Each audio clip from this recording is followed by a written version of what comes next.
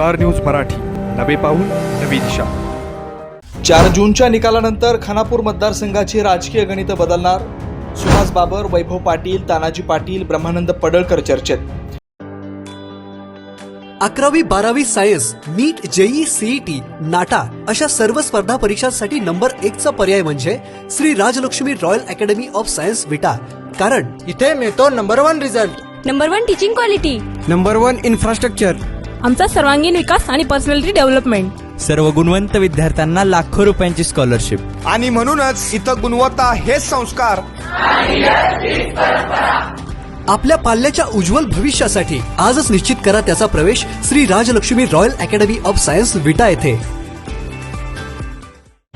रवींद्र वस्त्रनिकेतन सलगरे, खास लग्न बस्ता व आहेरासाठी होलसेलपेक्षाही कमी किमतीत संपूर्ण कुटुंबाची खरेदी। कांचीवरम, बनारसी, जुल्ला Bangalore silk, Madurai silk, Calcutta cotton full व्हरायटीत उपलब्ध। सूट व इंडो शेरवानी, हळदीसाठी कुर्ता, सफारी, ब्रँडेड शर्ट, पॅन्टचे खास कलेक्शन, असंख्य व्हरायटीसह 51% भरघोस डिस्काउंट। जादा झालेला माल परत घेऊन पैसे परत। त्वरा करा, आजच भेट द्या रवींद्र वस्त्रनिकेतन सलगरे। सांगली लोकसभेचं मतदान 7 मे रोजी पार पडलं। याचा निकाल 4 जूनला होणार असून त्याची प्रतीक्षा सर्वांना लागली आहे।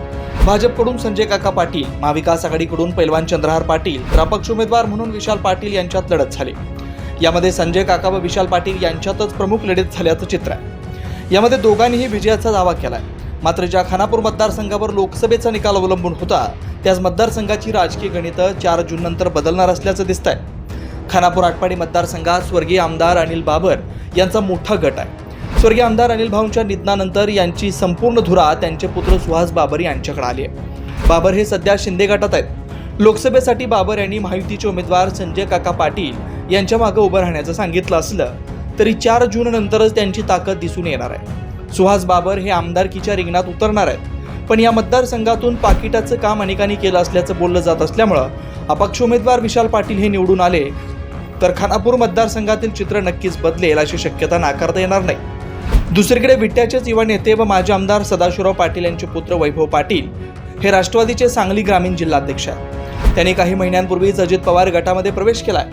अजित पवार यांच्या माध्यमातून त्यांनी जिल्ह्यात रान पेटवलंय।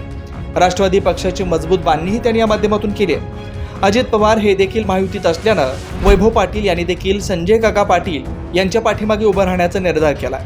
मात्र विट्यातीलच काही आजी माजी नगरसेवकांनी विशाल पाटील यांना पाठिंबा दिलाय, त्यामुळे त्यांच्या गटावर देखील प्रश्नचिन्ह उभा राहिलंय। परिणामी त्यांची देखील 4 जूनला काय ताकद आहे हे समजणार आहे। खानापूर मतदारसंघातील विट्यातील ही परिस्थिती असताना दुसरीकडे आटपाडीमध्ये काय होणार याची चर्चा होते। तानाजी पाटील गटाने देखील विशाल पाटील यांचंच काम केलं असल्याची चर्चा आहे। तसेच तानाजी पाटील यांनी घाटमाथ्यावरील नेत्यांना एकत्र आणत विशाल पाटलांच्या पाठीमागे मोठी ताकद उभी केली असल्याचं बोललं जात आहे। स्वर्गीय आमदार अनिल बाबर यांच्या निधनानंतर बाबर कुटुंबियांच्या पाठीमागं ते ठाम उभा असून सुहास बाबर जे निर्णय घेतील त्याला माझा सपोर्ट असेल असं त्यांनी स्पष्ट केलंय।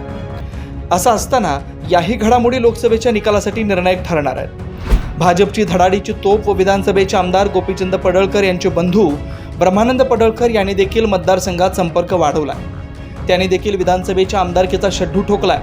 संजय काका पाटील व आमदार गोपीचंद पडळकर यांच्यामधील वाद हा मिटला असला तरी त्यांच्या कार्यकर्त्यांनी संजय काकांना बळ दिलंय का हे देखील 4 जूनला स्पष्ट होणार आहे।